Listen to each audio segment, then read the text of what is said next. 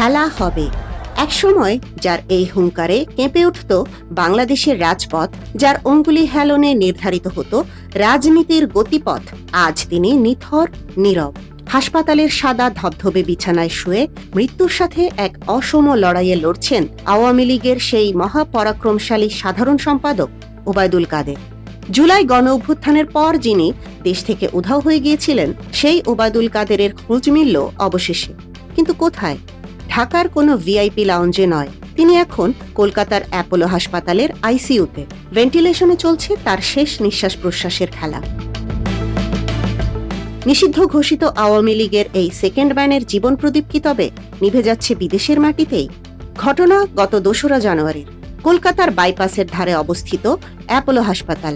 আচমকাই সেখানে নিয়ে আসা হয় বার্ধক্যজনিত নানা রোগে শয্যাশায়ী ওবায়দুল কাদেরকে। চ্যানেল 24 এর এক্সক্লুসিভ রিপোর্ট বলছে, হঠাৎ করেই তার শারীরিক অবস্থার চরম অবনতি ঘটে। চিকিৎসকরা কোনো ঝুঁকি নেননি, সরাসরি তাকে ভেন্টিলেশনে দিয়েছেন। হাসপাতাল সূত্রে খবর, তিনি চিকিৎসায় সাড়া দিচ্ছেন, কিন্তু অবস্থা অত্যন্ত ক্রিটিক্যাল বা সংকটজনক।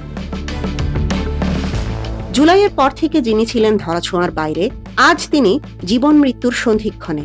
তার এই অসুস্থতা কি শুধুই বার্ধক্য, নাকি ক্ষমতা হারানোর মানসিক ট্রমা তাকে ঠেলে দিয়েছে এই পরিণতির দিকে? ফিরে দেখা যাক পেছনের দিনগুলো। ৫ আগস্ট সরকার পতনের পর ওবায়দুল কাদের কোথায় ছিলেন? এতদিন ছিল ধোঁয়াশা, কিন্তু আজ বেরিয়ে আসছে সত্য। তিনি নিজেই স্বীকার করেছিলেন, পতনের পর টানা ৩ মাস তিনি দেশেই ছিলেন। বাসা বদল করে আত্মগোপনে থেকে নিজের পরিচয় লুকিয়ে তিনি কাটিয়েছেন বিভীষিকাময় ৯০ দিন। অবশেষে ২০২৪ সালের নভেম্বরে গভীর কোনো এক রাতে তিনি সীমান্ত পাড়ি দিয়ে ভারতে প্রবেশ করেন। গত জুনে বিবিসি বাংলাকে দেওয়া এক সাক্ষাৎকারে তিনি সদম্ভে বলেছিলেন, আমি এখনো কার্যক্রম নিষিদ্ধ আওয়ামী লীগের সাধারণ সম্পাদক, আমি কলকাতাতেই আছি। সেই দম্ভ আজ হাসপাতালের বেডে অক্সিজেন মাস্কের আড়ালে চাপা পড়ে গেছে। ওবায়দুল কাদের যদি এই যাত্রায় ফিরে না আসেন, তবে নিষিদ্ধ ঘোষিত আওয়ামী লীগের ভবিষ্যৎ কি? শেখ হাসিনা ভারতে, দলের নেতাকর্মীরা ছত্রভঙ্গ। এই পরিস্থিতিতে ওবায়দুল কাদের ছিলেন দলের অন্যতম নীতি নির্ধারক।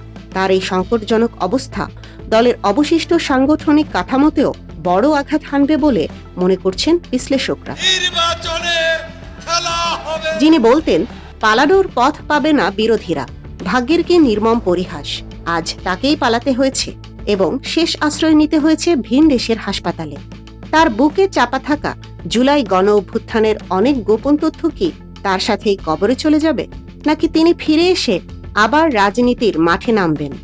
কলকাতা থেকে ঢাকা, সবার নজর এখন অ্যাপোলো হাসপাতালের সেই কেবিনের দিকে। চিকিৎসকরা লড়ছেন, কিন্তু সময় দ্রুত ফুরিয়ে আসছে।